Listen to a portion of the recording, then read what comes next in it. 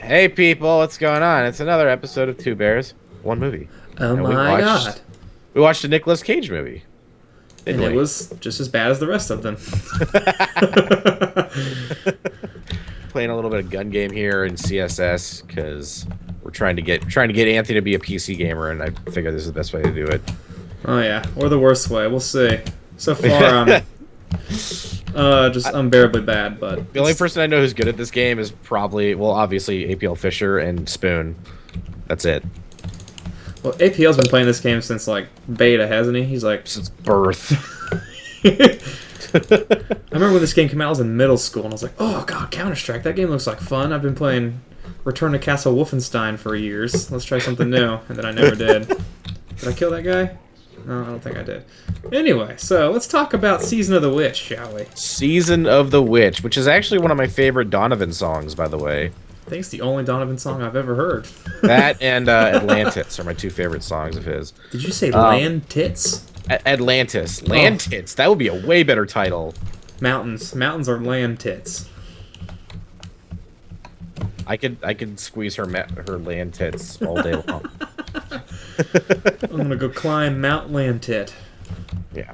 But basically, from what I remember of this movie, it's about the Dark What? Ages, when there's like black plagues, and Ron Perlman and Nicolas Cage are like, "Yo, I don't want to kill women and children in the name of God, so we're leaving." And they're like, "Okay, fine, fuck you." And then they get captured, and this king who's like dying of the plague is like, "Yo, this witch is casting spells on my town, so we're taking her over to the monks, and they're gonna determine if she's a witch or not. You're gonna do it, because otherwise we're gonna kill you, because you're a fucking deserter, and we hate you, heathen." It's either joy. What am I just? What? Either it's either go on a journey towards your death, or die. Or die. Yeah, it's you Yeah. know, and of course Nicolas Cage being the active hero that he's always been, chose the death route, which would have been either route. Yeah. So they go on this journey. And With I lost my notes, but the one note I did have was that Ron Perlman is physically incapable of turning down any roles that are offered to him, which explains his role in this movie. what was his? Wasn't he Hellboy? He was Hellboy. He was Hellboy. I was about to Just- say. I think he was Hellboy. Which is I like Hellboy. I like the Hellboy movies. great movie. Great. Hellboy 2 was fantastic. Guillermo Yeah. del Toro. You can never go wrong with him, even though Mama looks terrible. Mama does look kind of bad, yeah. But so basically they take this witch in a carriage, and then she's I don't know. It was really hard to tell if she was like fucking with them the whole time or something. I don't know. She's supposed to be like proclaiming that she's not actually a witch, but she keeps doing these really blatantly witch-like things. Like this dude almost falls off a bridge, and she just grabs him by like one hand and pulls him up with superhuman strength. And then she calls for her wolf friends, and they attack out of nowhere. Yeah, I mean, she just like the one scene. Like this was actually the first scene, and of course, this series is going to have a lot of spoilers because nobody ever really wants to watch these movies No, anyway. we're trying to do this so you don't really have to watch the movie if you don't want to. The scene where what's his name, the knight that lost his family, when he's in this little pit with the mustached wonder. I can't remember his name. The altar boy, who was doing altar boy stuff. That was an enemy. The scene where they're in the Oh, motherfucker! the labyrinth with David Bowie, and she's like acting like she's his daughter. It's just and the whole point of the plot was her trying to was for them to give her a fair trial to prove that she's not a witch. But then constantly throughout the film, before Nicolas Cage has his infamous mental breakdown and starts, "Oh, there's a big booty bitch," before he starts having his mental breakdown, that he has in every movie, like Con Air and It's not a Nick Cage Man. movie if he doesn't scream for no reason, Yeah, but when she was calling out to him, like acting like he was or she was his daughter, and then like you said, the bridge scene, and then the one with the I think you because you had your hold on. I just got a fucking triple, by the way. I just wanted to put that out. where's Operator Perry? Even though he says quad. Triple. Triple. Oh shit, I lost my track. There's that big booty bitch again. Yeah. Big booty bitches. Yeah. Big booty bitches. This is like someone had a little, I can't remember what it's called, like how you spray your little beautiful face all over the place. That guy's over there just Oh, yeah. painting bitches Hold on. all over Hitler. Yeah.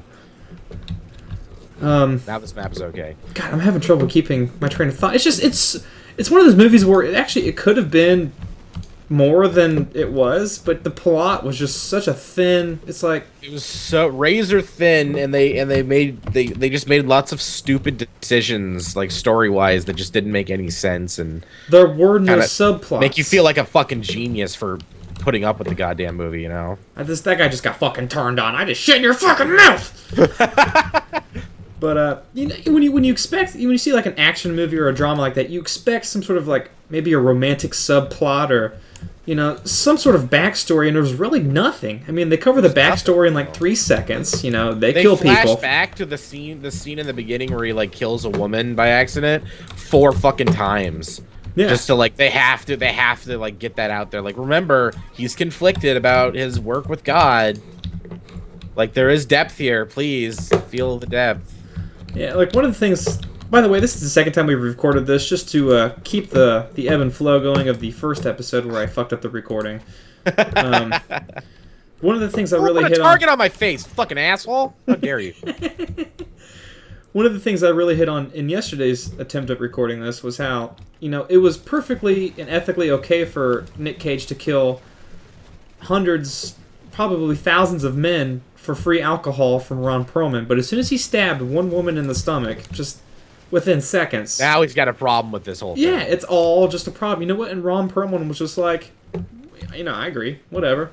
Yeah, he's like, yeah. Whatever, you know, I feel like it's like the beginning of the movie is like this really stupid montage of them going from city to city, killing in the name of God, killing all the heathens for God. And it covered all 4 seasons. And it's like, in all that time, like, they're going from country to country. It's the Crusades, right? In all that time, that was the first time they had to deal with women and children. Like, the other cities didn't have kids or women. Like, that doesn't make any sense. Yeah, I still don't quite buy that either, because, you know, I know a little bit about the Crusades, and there was actually, like, children warriors in these crusades, so I know for a fact they were killing people that were totally young and perhaps have a vagina. You know, normal stuff for a war. But you know, I just spawned and died instantly, and your face is all over the place. I'm just dying instantly now. This is redonkulous. Die! I'm already on the knife. God damn it! I'm never gonna win. Ugh. Fuck you. Oh, what was another thing? Oh, the accents, the lack of accents. That you know, that was definitely expected. I mean, I knew like Nick Cage probably wouldn't put on an accent, like a full accent, but he does like kind of sound hoity-toity Shakespearean at times. The thing is that like there are actors in it who are legitimately British, and they do American accents for no reason. Yeah, you know, they're in European countries, but speaking without any sort of accent, which, you know, I can understand in a sense, because maybe some of them would actually even be speaking different languages. But it's, you know, sort of like when you watch an old World War II movie and all the Germans just speak English with a German accent kind of deal. Yeah.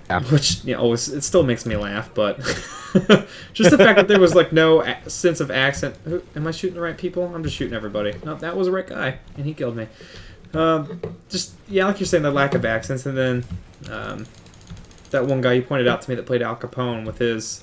Oh, yeah, like, he's really British, and he was doing his Al Capone voice for no reason. That body just flew across the fucking earth.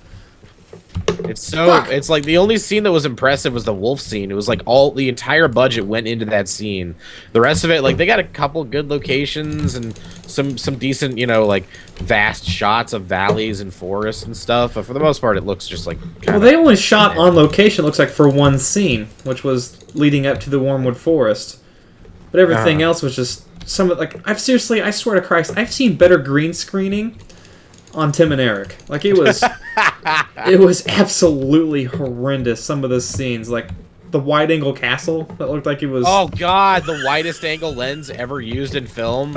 You could see, like, you don't even have to have an eye for filmmaking to see the edges are bending, like, very obviously bending, like the way they do with wide-angle lenses. It looks so bad. It looked like a skate video. Yeah, it was pretty... Yeah, that's a perfect reference. It was a skate video shot with nothing but fisheye.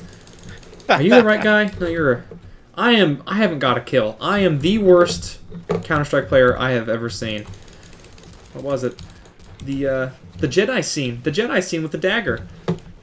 Oh With the yeah, they the were chick just starts throwing daggers like left and right at fucking Nicolas Cage, and he deflects them with a little sword or something. Yeah, and it's not like he was like using like a compound bow where you could see him like reach back and notch the arrow and all that stuff. They were fucking crossbows.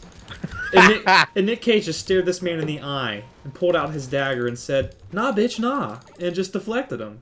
It's like it was nothing. Nah, bitch. Nah, bitch. And it had the really like classic, like really shitty like 70s cuts where it'd like show the guy's face like, "Oh, I'm gonna shoot this arrow," and then it just pans to Nick Cage, or it doesn't even pan, it cuts straight to Nick Cage, just like wide-eyed, like he always looks. I'm like, "Nope, sorry, got this dagger, no arrows. You will die."